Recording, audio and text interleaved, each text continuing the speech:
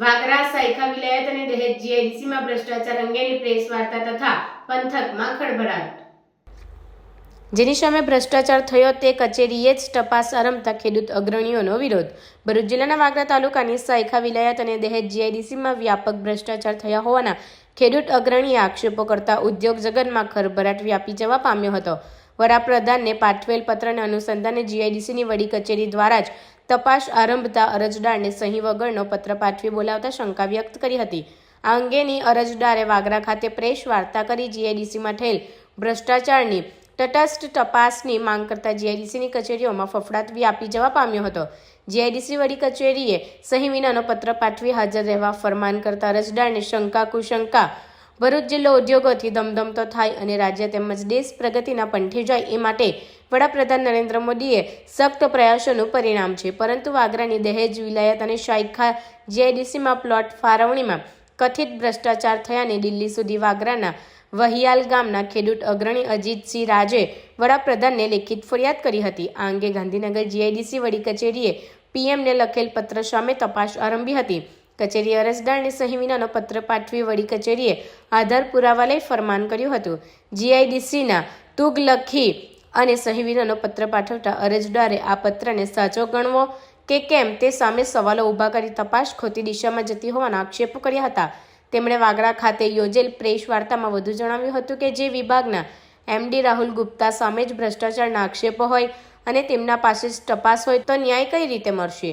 આ તો દૂધનું રખોપું બિલાડીને આપવા બરાબર છે. જો આ રીતે જ તપાસ થશે તો ખરેખર ભ્રષ્ટાચાર થયો છે કે કેમ તેની ખબર કઈ રીતે પડશે?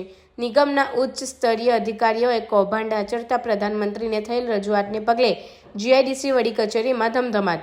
જીઆઈડીસીમાં પ્લોટ ફાળવણીની પ્રક્રિયા સ્ટેચ્યુરેટેડ ઝોન હોય ત્યાં પ્લોટ મેળવવા માંગતા અરજદારોએ અરજી કરવાની હોય છે અને તેઓએ હરાજી દ્વારા એલોટ કરવાના હોય છે. જેટલી હરાજી ઊંચી આવે એટલી રાજ્ય સરકારની તિજોરીમાં વધારો થાય.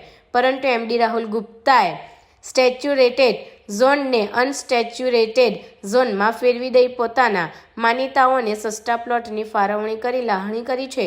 જ્યારે રાજ્ય સરકારની તિજોરીને કરોડો રૂપિયાનું નુકસાન કરી મોટો ભ્રષ્ટાચાર કર્યો છે. અરજદારે નિષ્પક્ષ તપાસ કરવા માટે પુનઃ વડાપ્રધાનને પત્ર પાઠવ્યો છે.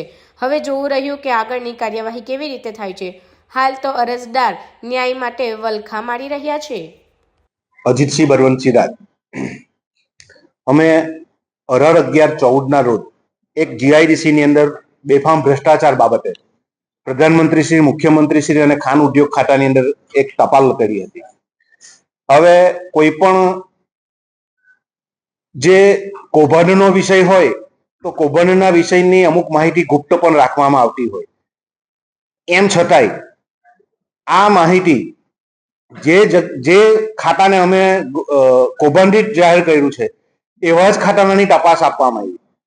તો આવી તપાસ આપીને શું સાબિત કરવા માંગે છે? આજે ગુજરાત અને ભારતની અંદર આટલી સારી છબી મુખ્યમંત્રીશ્રીની ઊભી હોય, આજે આપણા દેશના વડાપ્રધાન પણ ગુજરાતમાંથી હોય અને એમનું પણ ડ્રીમ હોય, તો આટલા સારા વાતાવરણની અંદર શું કે અધિકારી પોતાની લાલસા માટે ગુજરાતને કલંકિત કરી રહ્યા છે?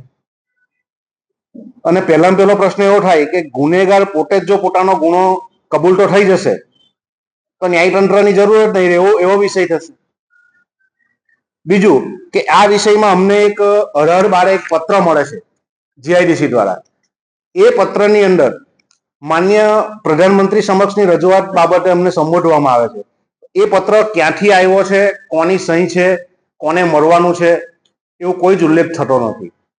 તો શું આવા પત્રો લખી અને અરજદારને દબાવવાનો પ્રયાસ થતો હશે?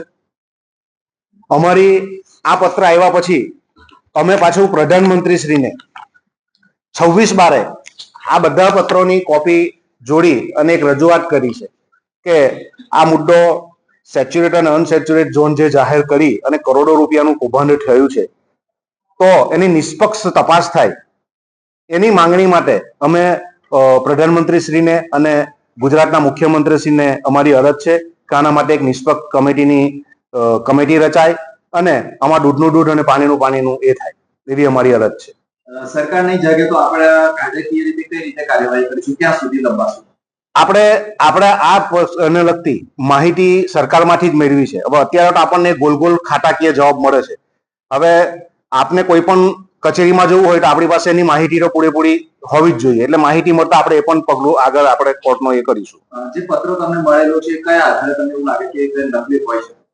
એ પત્રની અંદર અમારે જોતા પત્રની એ લખે છે જીઆઈડીસી વડી કચેરી, અને જે પોસ્ટ છે એ જોતા અંકલેશ્વરથી પોસ્ટ થયો હોય એ રીતનું પોસ્ટનું એ છે કવર. એટલે એના ઉપરથી એવું લાગે છે કે ભાઈ ગાંધીનગરનો પત્ર અંકલેશ્વરથી પણ લખાતો હોય એવું આ તો એ થયું.